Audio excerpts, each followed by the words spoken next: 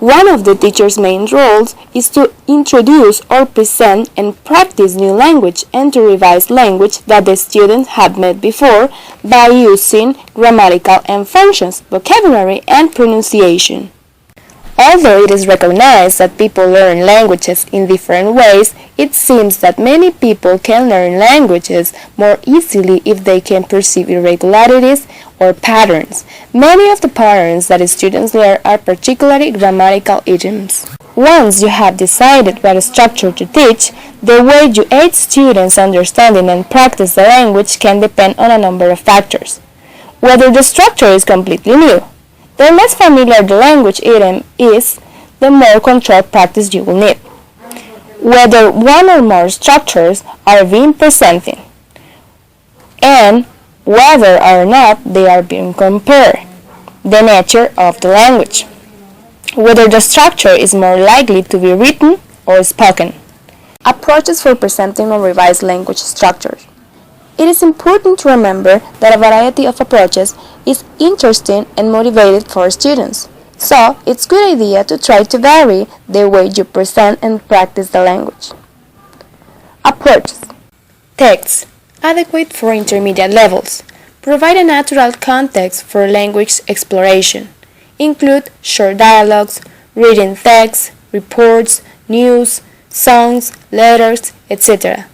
You may have to adapt or read in text or construct semi-authentic texts, depending on what you want to teach. Giving or working out of the rule is useful in higher level.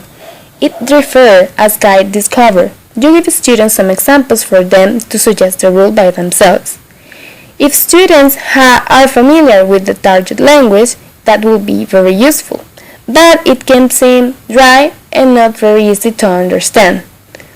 Test teaching test, useful in lower levels, is designed to find out how well students understand and use the language, if you want to compare or contrast structures, and when you want to focus on one or more than one structure, but requires a considerable degree of reflexibility by the teacher.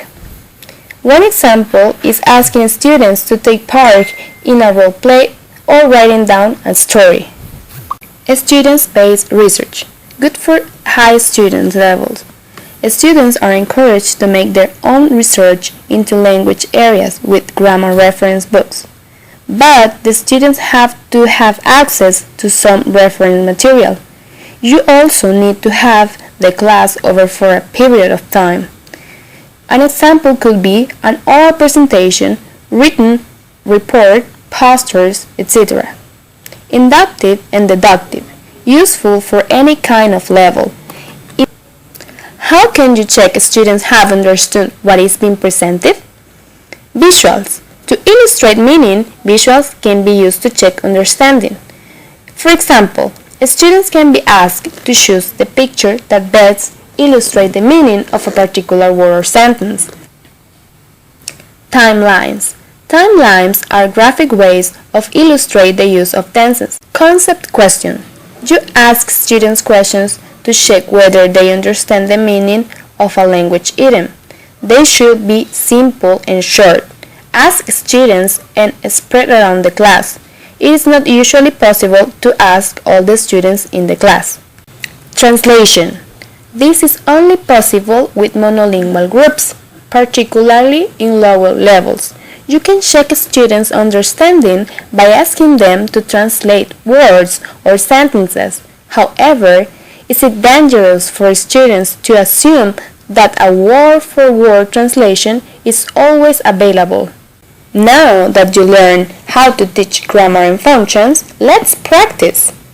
And remember, tell me and I forget. Teach me and I remember. Involve me and I learn.